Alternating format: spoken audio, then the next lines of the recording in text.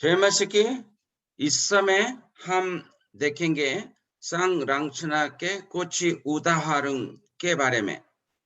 हमने देखा है बाइबल पढ़ते हुए हम देख सकते हैं संरचना होता है, स्ट्रक्चर होता है। यदि हम ये घर बनाएंगे, कुछ स्ट्रक्चर संरचना बनाते हुए रूफ या विंडो, दरवाजा सब लगाते हैं। इसलिए पहले संरचना बनाना जरूरी है। और बाइबल पढ़ते हुए इसमें क्या संरचना होता है, यदि हम जानेंगे, समझने में बहुत अच्छा होगा। इसलिए संरचना में क्या क्या उदाहरण होता है हम देखेंगे। पहले ये देख लो,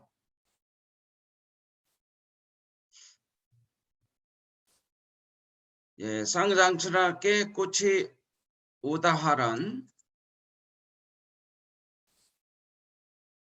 ये क्या क्या उदाहरण होता है पहले हम देखेंगे।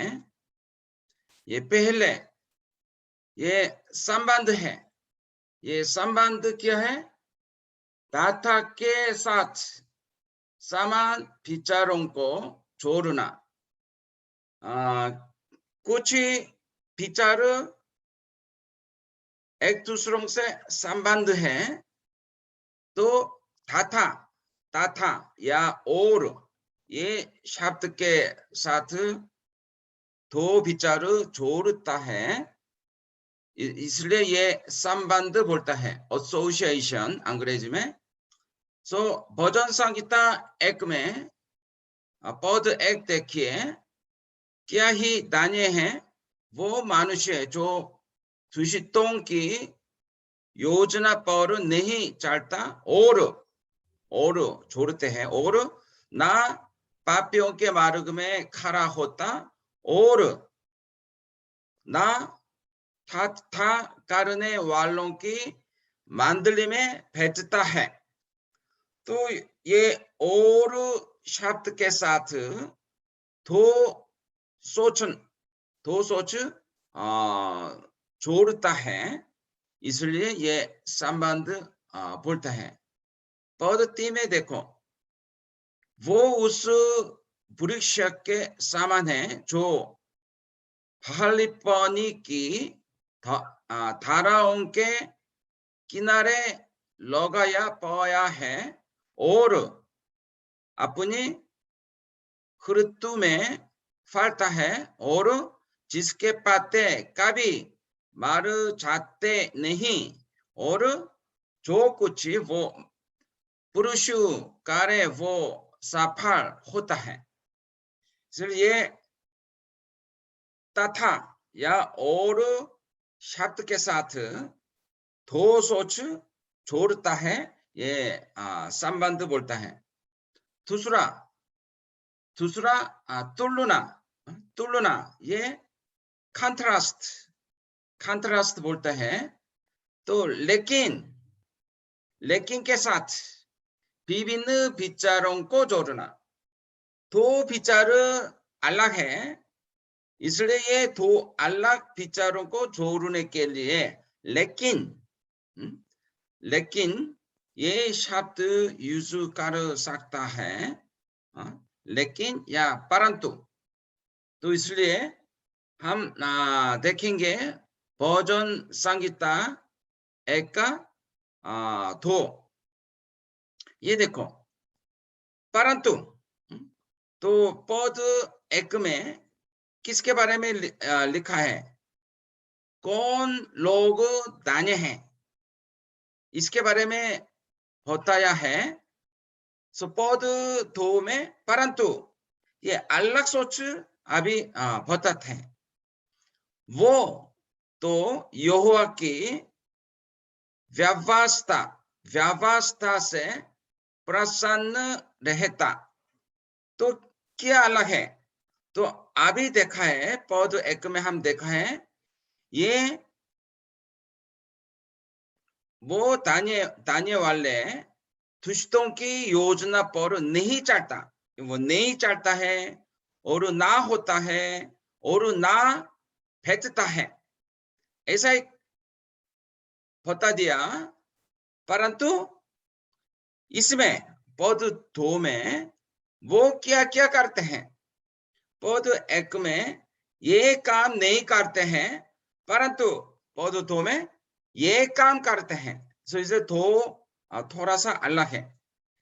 सो वो तो यहोवा की व्यवस्था से प्रसन्न रहता और उसके व्यवस्था पर रात दिन ध्यान करता रहता है।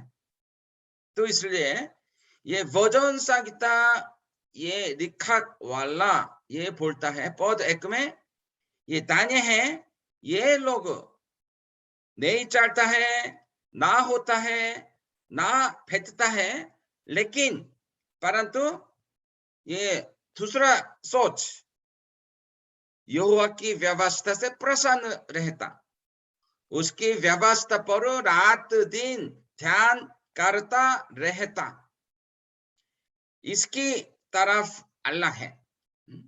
वो दान्य है, ये काम नहीं करते हैं, लेकिन पद दो में ये काम करता है। सो ये दो सोच अलग है, इसलिए परंतु लेकिन इस शब्द के साथ विभिन्न विचारों को जोड़ता है, ये बोलते हैं तुलना, कंट्रास्ट। तीसरा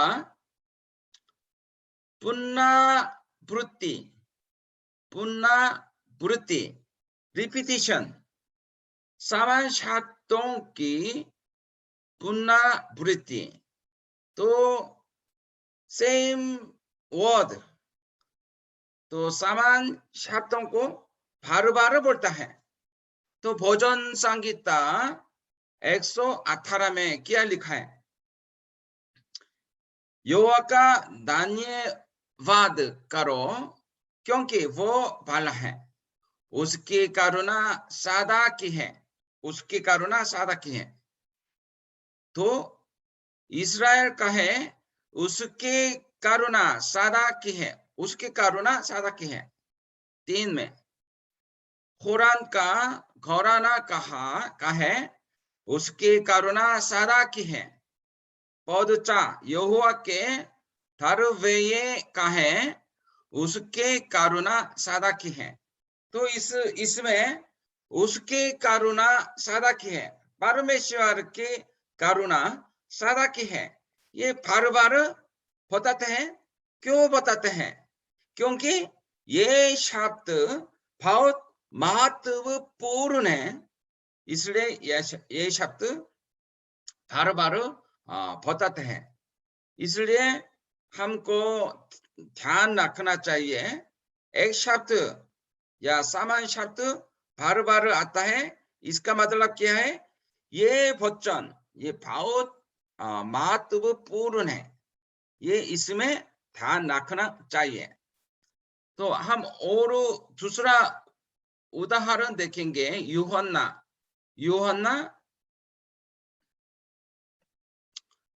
यूहन्ना ये 6 का 47, ये 47 इसमें देखेंगे।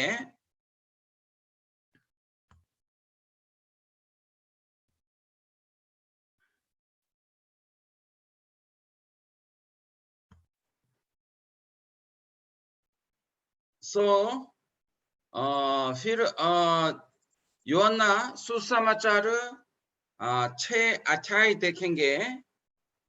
47 यीशु जी ने क्या बताया, मैं तुमसे सच सच कहता हूं कि जो कोई विश्वास करता है अनंत जीवन उसी का है।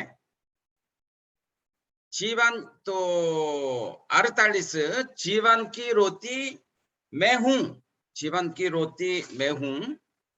तो इसमें क्या क्या शब्द पुनरावृत्ति हो गया, ये सच सच सच सच कहता हूँ, ये सच सच कहता हूँ। ये यीशु जी सुसमाचार में हर बार ये शब्द बताते हैं, सच सच कहता हूँ। ये इसका मतलब क्या है? ये बहुत महत्वपूर्ण है। इस शब्द में, इसमें ध्यान रखो, क्योंकि ये बहुत महत्वपूर्ण है। इसलिए सच सच कहता हूँ, बार बार बताते हुए बता दिया। आप लोग भी आपकी पत्नी से और आपके पति से या आपके बच्चे से हर बार बताते हैं ना, वो महत्वपूर्ण शब्द बार बार बताते हैं। वो कौन सा शब्द? जैसे खाना खाओ, खाना खाओ, ये बहुत महत्वपूर्ण है, इसलिए ये बार बार बताते हैं। तो बाइबल में भी ये बार बार आता है, वो शब्द बहुत जरूरी है। इसलिए यहाँ सच सच कहता हूं कि जो कोई, या इसमें ध्यान रखना है, जो कोई विश्वास करता है अनंत जीवन उसी का है। ये शब्द बहुत जरूरी है। जो कोई विश्वास करता है अनंत जीवन उसी का है। अनंत जीवन मिल गया। तो ये शब्द यीशु जी ने बताया बहुत महत्वपूर्ण है, इसमें ध्यान रखो। और चौथा, तो आदरला भादरली करना, आदरला भादरली करना।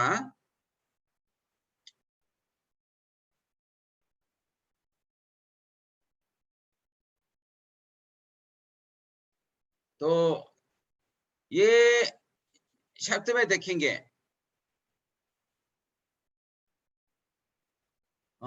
थोड़ा थोड़ा ये आदरली भादरला, यहाँ ये थोड़ा गलत से ये अरेंज किया गया। 왜냐요? ये आदरला भादरली करुणा 요한나 चा, ये देखो 요한나 चा अध्याय 23। परंतु वो समाज आता है वारन आती है जिसमें साक्षे व्यक्त पिता परमेश्वर की आराधना आत्मा और सच्चाई से करेंगे, क्योंकि पिता अपने लिए ऐसा ही आराधन आराधकों को आराधकों को ढूंढता है। तो इस शब्द में क्या शब्द, ये सो आदल्ला बादली करना का मतलब क्या है? एक अर्थ के व्यक्त व्यक्त व्यक्त करने के लिए विभिन्न शब्दों को प्रयोग करता है। ये दो अलग शब्द है, लेकिन एक अर्थ के लिए व्यक्त करता है। दोनों उद्देश्य सेम है, वो अर्थ सेम है। इसलिए ये अदला बदली कर सकता है, इंटरचेंज, ये चेंज कर सकता है। सो इसलिए यहाँ ये देखो, यीशु जी, परंतु वो समय आता है, वरुण आती है, जिसमें सच व्यक्त पिता परमेश्वर की आराधना आत्मा और सच्चाई से करेंगे। आराधना कैसे करते? आत्मा और सच्चाई से करेंगे। तो इसलिए ये आत्मा और सच्चाई, आत्मा सच्चाई, ये अलग शब्द है, लेकिन ये अर्थ मिलता जुलता है। तो आराधना के लिए आत्मा और सच्चाई दोनों होना चाहिए।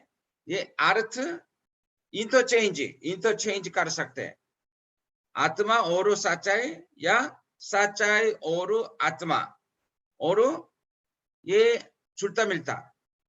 तो इसलिए ये आदला भादली करने वाला है, इंटरचेंज करने वाला। तो हम रोमियो में भी देखेंगे। रोमियो 1 अध्याय पद 7 में उन सब के नाम जो रोम में परमेश्वर के प्यारे हैं और पवित्र होने के लिए बुलाए गए हैं, हमारे पिता परमेश्वर और प्रभु यीशु मसीह की ओर से तुम्हें अनुग्रह और शांति मिलती रहे। इसमें यहाँ अनुग्रह और शांति और अनुग्रह, ये दोनों एक अर्थ है, मिलता जुलता है। तो इसलिए ये शब्द भाव आता है इसकी तरफ। सो आदला भादली करने वाला। सो बाइबल पढ़ते हुए दो शब्द आता है, ये छूटता मिलता शब्द आता है, ये जानना चाहिए। ये दोनों एक अर्थ के लिए प्रयोग करते हैं। ये बिल्कुल विभिन्न वाला नहीं है, एक अर्थ के लिए छूटता मिलता है। तो ये इसमें ध्यान रखना चाहिए। और पांचवा, कारण का प्रभाव। ये मतलब क्या है? ये कारण होता है, ये कारण से प्रभाव आता है। तो इसलिए के साथ करुणा कारक विचारों को जोड़ता है। इसलिए ये शब्द आता है, इसका मतलब पहले कारण, किसका कारण आ गया, और इसलिए ये शब्द के बाद प्रभाव क्या है वो बताते हैं। तो एक राजाओं 2 अध्याय और 5 और 6 हम देखेंगे। तो फिर तू स्वयं जानता है कि सरुया के पुत्र योआब ने मुझसे क्या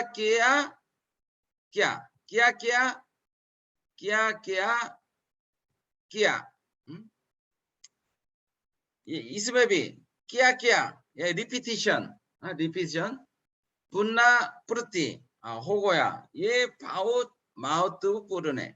अर्थात उसने नेर के पुत्र अब्नेर और येतेर के पुत्र अमासा, इस्राएल के इन 2 सेनापतियों से किया। उसने उन दोनों को घात किया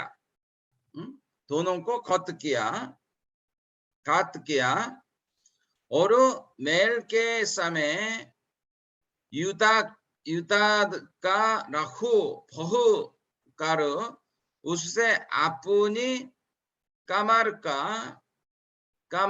बंद और अपने पापों की जुतियां भियो दी। इसलिए ये योआब बहुत गलत काम कर दिया। ये अभी दाऊद सुलेमान अपना पुत्र सुलेमान से बताते हैं।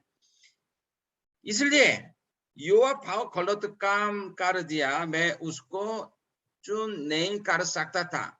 लेकिन अब अभी सुलेमान अभी ये राजा बन गया है, इसलिए तू अपनी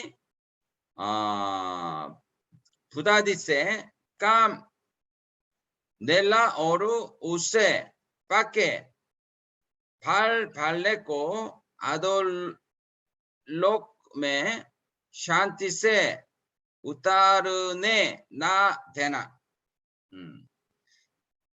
तो दाऊद ने बताया है ये युवा बहुत गलत काम कर दिया मैंने उसको नहीं मार सकता था इसलिए तू राजा सुलेमान ये ध्यान रखो इसको इसको शांति में नहीं मारना चाहिए इसलिए हम पढ़ते हुए देख सकते हैं बाद में सुलेमान राजा सुलेमान योआब ने मार डाला इसलिए ये शब्द मतलब क्या है पहले कारण इस काम का कारण आता है इसलिए ये शब्द के बारे में बाद प्रभाव आता है तो ये बताते हैं कारण का प्रभाव तो भजन संगीता एक में भी आता है 자 पद दुष्ट लोग ऐसा नहीं होते वे उस खुशी से समान होते हैं जो पावन से उड़ाई जाता है इस कारण इसलिए दुष्ट लोग अदालत में स्थिर ना रह सकेंगे और नापापी धर्मियों की मंडली में ठहरेंगे वो ये दुष्ट लोग ये धार्मिक के लोग के समान नहीं होते जो पावन से वो वे ये दुष्ट लोग पावन से उड़ाई जाती है पावन से उड़ाई जाती है इसका मतलब परमेश्वर उसको फेंक देंगे इस कारण इसलिए ये लोग दुष्ट लोग अदालत में स्थिर ना रह सकेंगे और पापी धर्मियों की मंडली में ना ठहरेंगे तो परमेश्वर फेंक देंगे और नाशित करेंगे इसलिए धर्मियों के साथ नहीं बैठ सकते हैं वो बताता है तो इसलिए इस कारण ये शब्द के साथ कारण का प्रभाव ये सोच जोड़ता है उसके बाद 6 प्रभाव का कारण पहले कुछ ना कुछ ही प्रभाव बता दिया और उसके बारे में क्योंकि इस शब्द के साथ ऐसा ही क्यों हो गया उसके बारे में बताते हैं सो प्रभाव का कारण क्योंकि के साथ करुणा कारक विचारों को जोड़ता है तो एक राजाओं में 17 पद 7 कुछ दिनों के बाद उसे देश में बारिश ना होने के कारण नदी सूख गए तो उस देश में इस्राएल में बारिश ना होता था इसलिए इसके कारण नदी सूख गए तो भजन संगीता 1 में भी ये देखो इस कारण 5 पद में दुष्ट लोग अदालत में स्थिर ना रह सकेंगे और नापापी धर्मियों की मंडली में ठहरेंगे क्योंकि ऐसा क्यों होता है क्योंकि यहोवा धर्मियों का मार्ग जानता है परंतु दुष्टों का मार्ग नाश हो जाएगा क्योंकि परमेश्वर ये दुष्टों को नाश करेंगे, इसलिए वो धर्मियों की मंडली में नहीं ठहरेंगे। इसलिए क्योंकि ये शब्द या इसके कारण ये शब्द के साथ प्रभाव का कारण ये सोच बताता है। तो उसके बाद सातवीं वर्णन ये मतलब एक्सप्लेनेशन, ये कुछ तथ्यों या घटनाओं का विवरण देना, कुछ घटना के बारे में विवरण देता है। ये वर्णन बताते हैं, वर्णन एक्सप्लेनेशन, कुछ घटनाओं का विवरण देता है। ये फॉर एग्जाम्पल उत्पत्ति एक में क्या लिखा है, ये उत्पत्ति एक, ये साफ पढ़ेंगे, उसमें क्या लिखा है, आदि में परमेश्वर ने आकाश और पृथ्वी की सृष्टि की। पृथ्वी पैदल और सुनसान पड़ी थी और गहरे जल के ऊपर आदि ग्यारा था, तथा परमेश्वर का आत्मा जल के ऊपर मंडल लाता था। तब परमेश्वर ने कहा उजाला हो, तो उजाला हो गया। तो इस पूरा अध्याय में क्या लिखा है, परमेश्वर कैसे इस संसार को रचा, इसके बारे में लिखा है ना। इसलिए ये शब्द, ये कौन सा शब्द इसके बारे में बताता है देखना चाहिए। वो मतलब एक पद एक में लिखा है, आदि में परमेश्वर ने आकाश और पृथ्वी की सृष्टि की। परमेश्वर ने इस संसार को रचा। ये वर्णन, परमेश्वर इस संसार को, आकाश और पृथ्वी को कैसे रचा है, इसके बारे में लिखा है। और ये देखो, उसके बाद ये प्रेरितों एक अध्याय 12 से 26 तक आप ध्यान से पढ़िए। इसमें क्या लिखा है, 12, तब वे जैतून नामक पहाड़ से जो यरूशलेम के निकट एक छत के दिन की दूरी पर है, यरूशलेम को लौटे।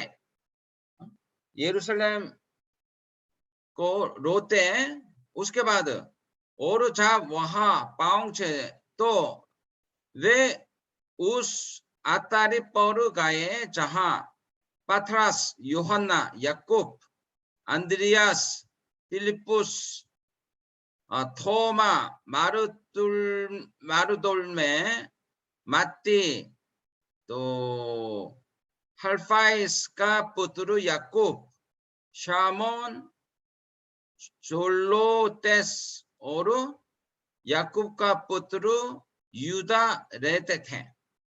ये सब कई स्त्रियों और यीशु की माता मरियम और उसके भाइयों के साथ एक चिट्ठी होकर प्रार्थना में लगे रहे। उन्हीं दिनों में पतरस भाइयों के बीच में जो 120 व्यक्ति के लगभग इकट्ठे थे, खड़ा होकर कहने लगा। क्या किसके बारे में, वो उसका ये कहानी यही था। वो अभी परमेश्वर या यीशु जी के चेले, ये प्रेरित बोलते हैं, ये भारा होना चाहिए, लेकिन एक काम है। इसलिए क्या करें, हम एक प्रेरित चुनेंगे, क्यों? ताकि ये भारा प्रेरित पूरा होने के लिए। तो 26 में अंतिम में वो कंक्लूजन आया है। तब उन्होंने उनके बारे में चिट्ठियां डाली और चिट्ठी मात्या के नाम पर निकाली। अतः वो उन 11 प्रेरितों के साथ गिना गया। तो इसलिए इसमें क्या लिखा है, कैसे मात्या को ये प्रेरितों 12 प्रेरितों चुन लिया है, इसके बारे में बताते हैं। फीवारन देते हैं। ये मात्या को चुन लेना। तो इसलिए हमेशा वो पहला शब्द अंतिम का शब्द में ध्यान रखना चाहिए। ये देखो, आपने देखा है ना, उत्पत्ति 1 में पहला पद में आदि में परमेश्वर ने आकाश और पृथ्वी की सृष्टि की। ये पूरा ये शब्द पूरा अध्याय के बारे में इस एक शब्द में लिखा है, परमेश्वर ने सृष्टि की। और उसके बारे में ये विवरण देता है। लेकिन ये प्रेरितों में अंतिम में ये कुछ वो इसके बारे में उसके बारे में बताते हुए अंतिम में ये मात्या को चुन लिया है। अंतिम में मात्या को चुन लिया है, ये शब्द आता है। तो ये इसके बारे में, ये मात्या को कैसे चुन लिया है उसके बारे में विवरण देता है। तो इसलिए अंतिम या पहले वो आएगा, उस क्या बताते हैं वो आएगा। इसलिए ये ध्यान से पढ़ते हुए वो चुन लेना चाहिए। उसके बाद उदाहरण इलस्ट्रेशन, एक उदाहरण या घटनाओं का उपयोग करना जो कुछ बिंदुओं को बनाने में मदद करता है। ये उदाहरण, ये बहुत घटनाओं मिलता है, लेकिन एक उदाहरण करके उस समय क्या हुआ वो किया है इसके बारे में बताते हैं। इसलिए नायोंग में ये भाव आता है। नायोंग में ये संरचना भाव आता है। जैसे नायोंग 3 में ये देखिए, उस समय उन्होंने क्या किया। इस्राएलियों में से जितने कानान में की नाराइयों में भागी ना हुए थे, उन्हें परखाने के लिए यहोवा ने इन जातियों को देश में इस्राएल रहने दिया। तो परमेश्वर उन लोगों को देखते था। परमेश्वर के में नहीं जानता है, वे लोगों क्या क्या करते हैं वो देखता था। तो उन्होंने क्या किया, नंबर पद 7 में उन्होंने क्या किया, इस प्रकार इस्राएलियों ने यहोवा के घोषित में पूरा किया। ये लोग ये परमेश्वर के बारे में नहीं जानते थे। ये इस्राएल लोग परमेश्वर के विरोध विरोध पूरा किया और अपने परमेश्वर को भूलकर बाल नामक देवताओं और आशेरा नामक देवियों की उपासना करने लग गए। परमेश्वर को छोड़ के दूसरे देवताओं को, दूसरे देवियों के पास चले गए। इसलिए परमेश्वर ने क्या किया, तब पद 1 में तब यहोवा का क्रोध इस्राएलियों पर भड़का और उसने उनको अराम नारेम के राजा कुशान रिशआतइम के अधीन कर दिया। सो इस्राएल आत भारशिता कुशान रिशआतइम के अधीन में रहा। इसलिए परमेश्वर ने दूसरा ये भारा राजा भेजा है, इस्राएल लोगों को भाव मुश्किल कर दिया। तो पद 9 में तब इस्राएलियों ने यहोवा के दुहाई दी, यहोवा को पकड़ा, यहोवा को बुलाने लगा। उसने इस्राएलियों को छुटकारे के लिए कल्लेब, इसलिए ये प्रार्थना करने लगा। दूसरे ये देवताओं को और दूसरे देवियों को चले गए थे, लेकिन मुश्किल समय आ गया। परमेश्वर को प्रार्थना करने लगा तो परमेश्वर उन लोगों को छुटकारा के लिए एक नाई ये काले के छोटे भाई ओतनिएल नामक कांजी के पुत्र को ठहराया। उसने उनको छुड़ाया। उसके बाद इस्राएल लोगों को छुड़ाया। तो ये एक उदाहरण है, एक उदाहरण। लेकिन ये घटना बार बार आ गया।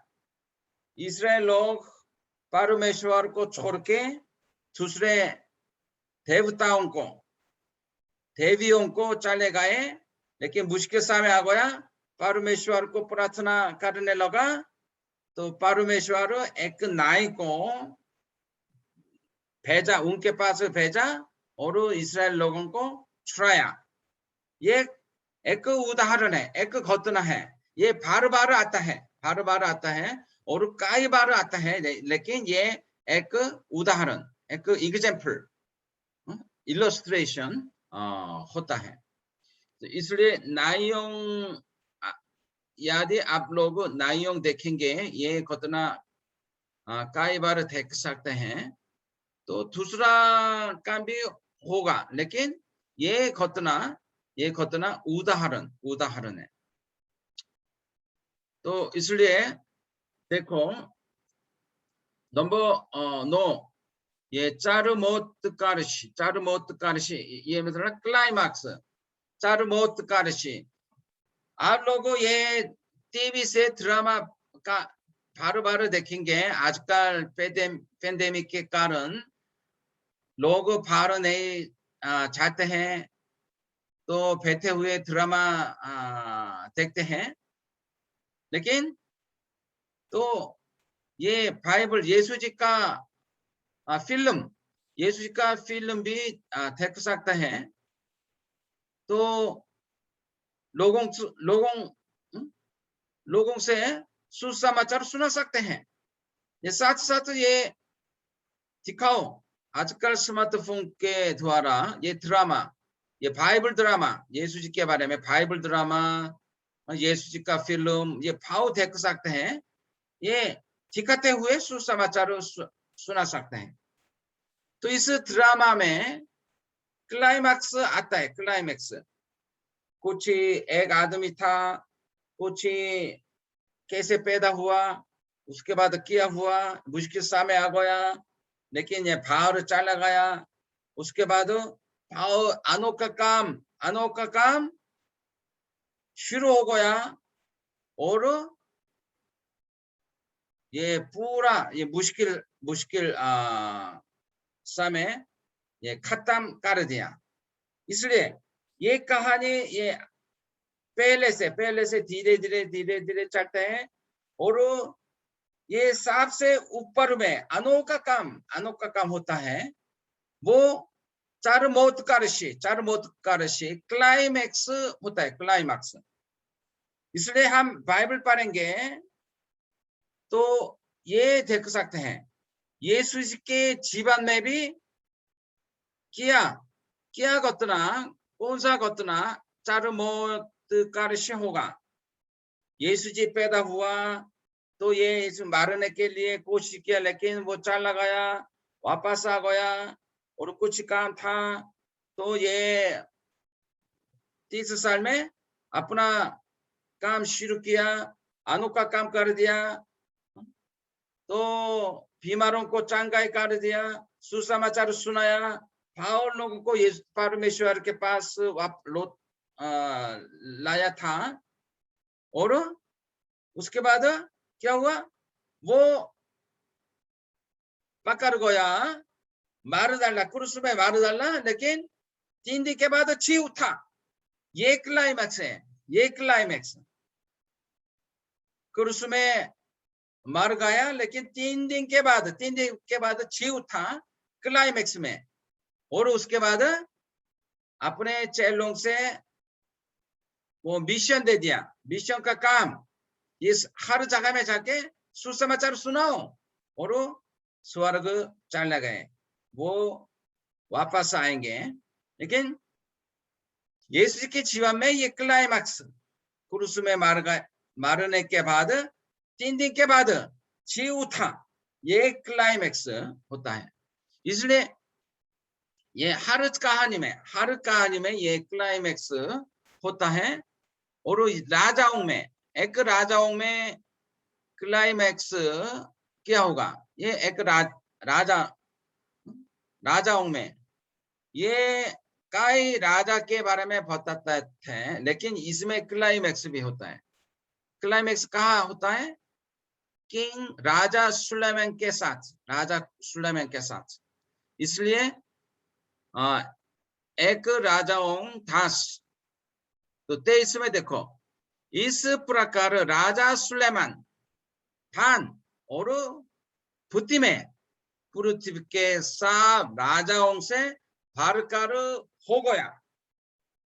उसके बाद मुश्किल समय था, लेकिन दाऊद ने ये अच्छा ये राजे स्थापित किया है। उसके बाद सुलेमान ने ये सबसे ऊपर आ गया। तो ये सुलेमान का थान और पृथ्वी ये कैसा था, वो उस समय वो इस्राएल देश में कितना अच्छा था, कि कितना ये पावरफुल था, उसके बारे में बता दिया। इसलिए ये शब्द, ये पैसेज इस समय ये क्लाइमैक्स, राजाओं का क्लाइमैक्स चरमोत्कर्षी आ गया। तो ये देखिए, उसके बाद ये थूरी का मतलब फिवोत बोलते हैं। आप वो दरवाजा देखो, उसमें इधर उधर इधर उधर फैल सकता है, इसलिए ये फीवर्ट, ये फीवर्ट बोलते हैं, फीवर्ट इधर उधर, इसलिए ये फीवर्ट बोलते हैं। ये लाइन इधर उधर चल सकता है, ये फीवर्ट होने से इधर उधर चल सकते हैं, ये फीवर्ट दूरी। तो इसका मतलब इसके कारण ये भाव बदल गया। ये दरवाजा देखो, अंदर से बाहर निकल सकते हैं, तो बाहर से अंदर आ सकते हैं, तो भाव बदल जाएगा। इसलिए कुछ ही घटना, ये देखो एक शब्द अर्थ है, एक बिंदु के चारों तरफ घूमने वाली क्या एक घटना जिसमें एक मुख्य या केंद्रीय भूमिका या प्रभाव रहता है। एक घटना के कारण ये भाव बदल जाएगा, तो ये धुरी बोलते हैं। जैसे ये 2 सामुएल 11, या 11 देखो, इसमें क्या लिखा है, इसमें इसके पहले दाऊद भाव मुश्किल होने से राजा बन गया, तो राजे स्थापित किया है, अच्छा काम कर दिया। लेकिन इसमें क्या लिखा है, फिर एक पद में देखो, फिर जिस समय राजा लोग युद्ध करने को निकाला करते हैं, उस समय अर्थात बारिश के आरंभ में दाऊद ने योआब को और उसके संग अपने सेवकों और समस्त इस्राएलियों को भेजा। उन्होंने ओमो अम्मोनियों को नाश किया और रापा नगर को घेर लिया, परंतु दाऊद यरूशलेम में रह गया। युद्ध करने के लिए भारत जाना चाहिए था, परंतु दाऊद नहीं निकला, यरूशलेम में रह गया, और ये सोते सोते ये बाहर आ गया। और उस समय वो ये राजा के पास एक दूसरा घाट था, वो एक ये स्त्री नहाने लगा, उसने देखा, उसके बाद उसको बुलाया। वो ये उरिया के पत्नी थी, उरिया के पत्नी, वो हसेबा बुला के साथ सोया, और वो खौरव हो गया। इस काम के कारण ये इस्राएल देश में बहुत खराब हो गया, ये मुश्किल समय आ गया। इसलिए ये 2 सामुएल ये 11 दाऊद ने उरिया की पत्नी ये बाशेबा के साथ सोया, इसलिए पहले भाव अच्छा था, लेकिन उसके बाद ये खराब हो गया, इस्राएल देश खराब हो गया। तो इसलिए ये घटना थोड़ी फीवोट बोलते हैं। तो दूसरा भी देखेंगे, एक राजा 11,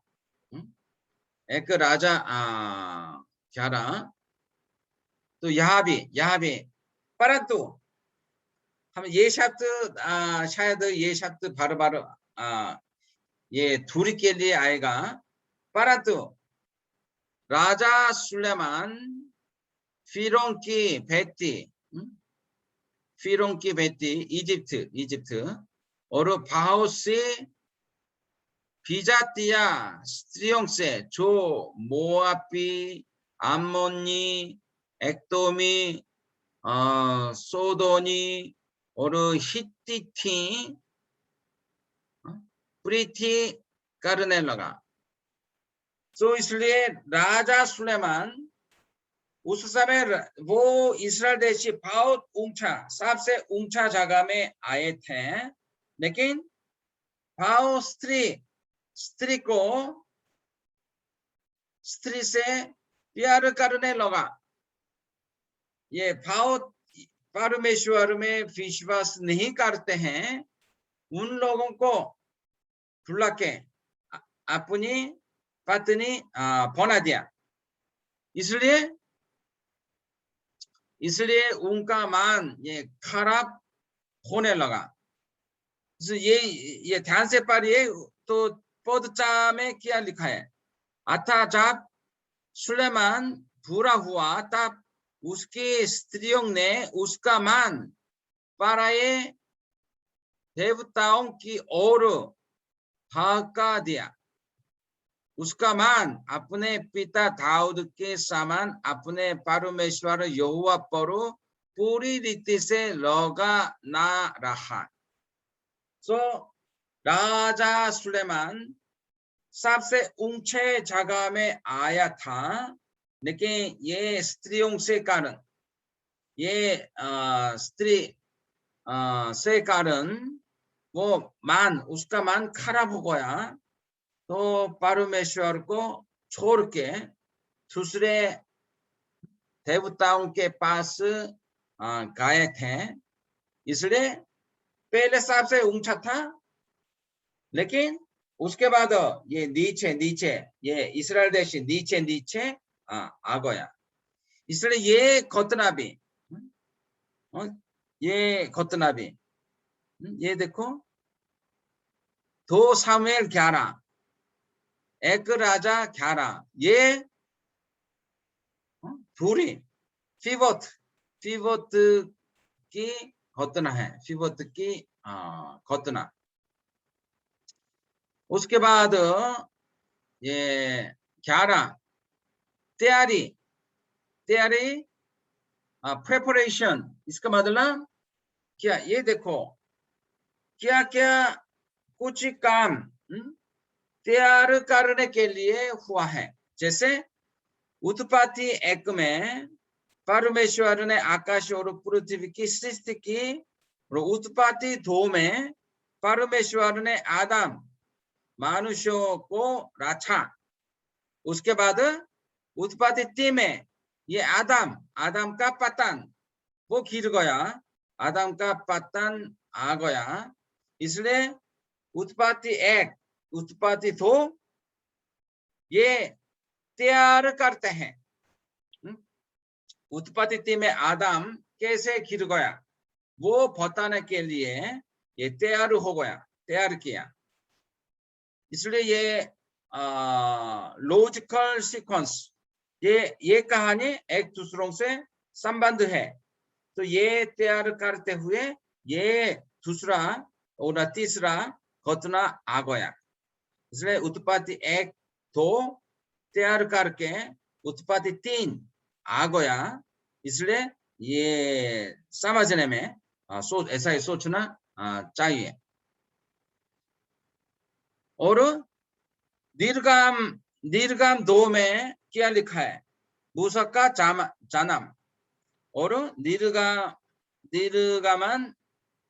3 में मूसक का आह्वान, बुलाया। तो मूसा कैसे जन्म हुआ उसके बारे में बताते हैं।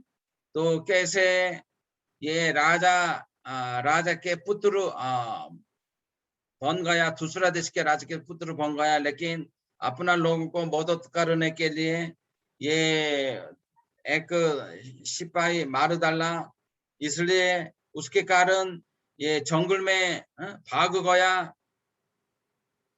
वो उसके बारे में दीर्घाम 2 में लिखा है।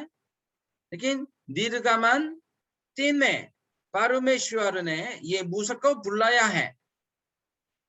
तो इसलिए निर्गम दो में परमेश्वर तीन को निर्गम तीन अध्याय को तैयार करने के लिए पुस्तक जानम इसके बारे में लिखा है। इसलिए हम बता सकते हैं निर्गमन 2 तैयार किया है, निर्गमन 3 ऐसा है। तो इसलिए ये कहानी एक दूसरों से संबंध हुए हैं। इसलिए कैसे संबंध हुआ है ध्यान से देखते हुए पढ़ना चाहिए। उसके बाद प्रश्न एवं उत्तर करना। कभी कभी परमेश्वर पूछते हैं और उसके बाद जवाब देते हैं। योना 4 अध्याय में तो वो अब ये कहानी जानते हैं ना। इसलिए पद 2 में देखो, परमेश्वर ने योना से कहा, योना से पूछा, तेरा क्रोध जो रेंग के पैर के कारण भड़का है, क्या वो अचित है? उसने कहा, हाँ, मेरा जो क्रोध भड़का है वो अच्छा ही है, वरन क्रोध के मारे मारना भी अच्छा होता। फिर तब योना से पूछा, जिस रेंग के पैर के लिए तूने कुछ परिश्रम नहीं किया, ना उसको भराया, जो एक ही रात में हुआ और एक ही रात में नाश भी हुआ, उस पर तूने परस खाई है। फिर ये हरा नगर नीनावे, जिसमें 1,20,000 से अधिक मनुष्य हैं, जो अपने दाहिने बाएं हाथों का पैद नहीं पहचानते, बहुत घरेलू पशु भी उसमें रहते हैं, तो क्या मैं उस पर परस ना खाऊं? तो इसलिए तो आप ये कहानी जानते हैं। योना दिन में देश जाके सुसमाचार सुनाने के लिए बताया, लेकिन वो उससे सुसमाचार सुनाना नहीं चाहता था, उसकी तरफ चले गए। लेकिन परमेश्वर उसको पकड़ के एक हरा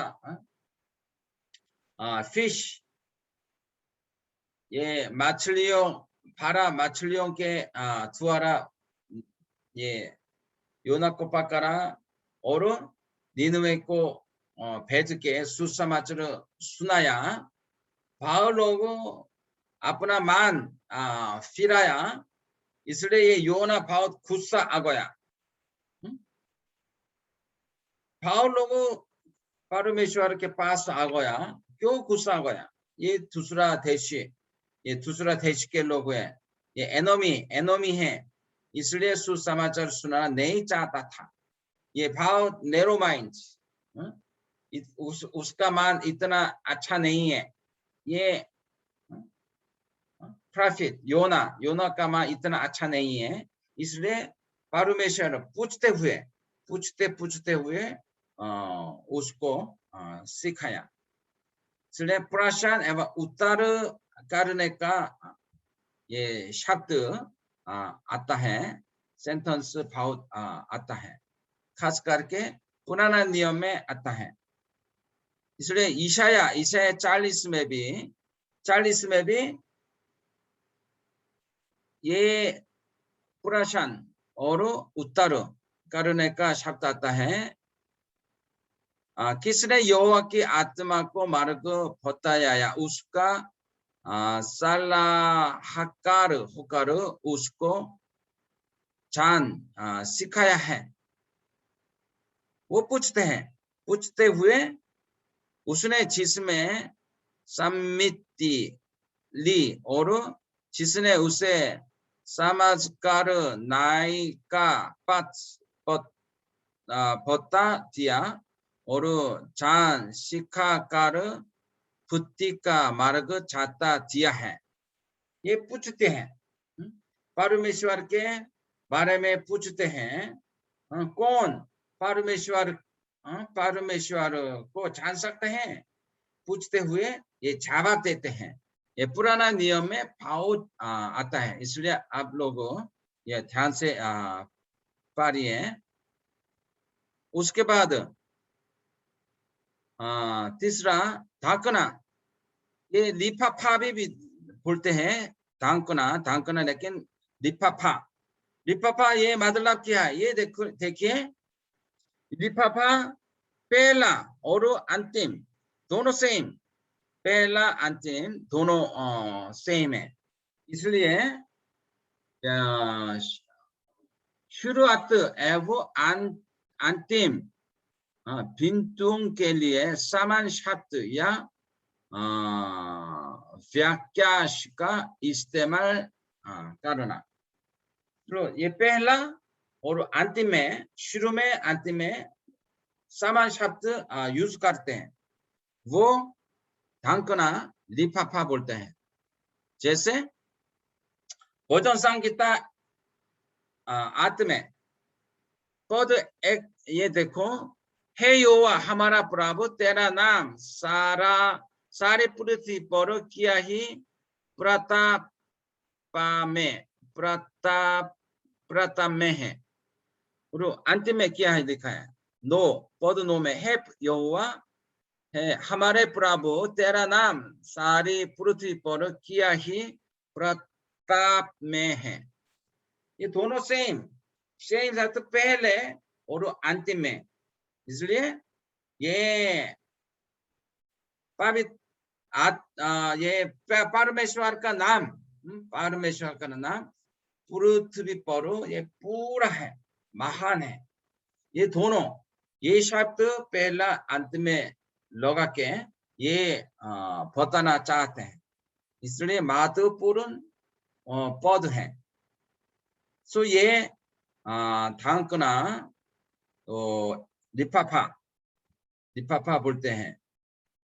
और दूसरा शब्द भोजन संहिता 46 आप देखकर देखिए तो ये समझ में आएगा। और थोड़ा आराम करके 10 मिनट तो आराम करेंगे, उसके बाद देखेंगे दूसरा पाठ करेंगे। ठीक है, 5 मिनट आराम करो।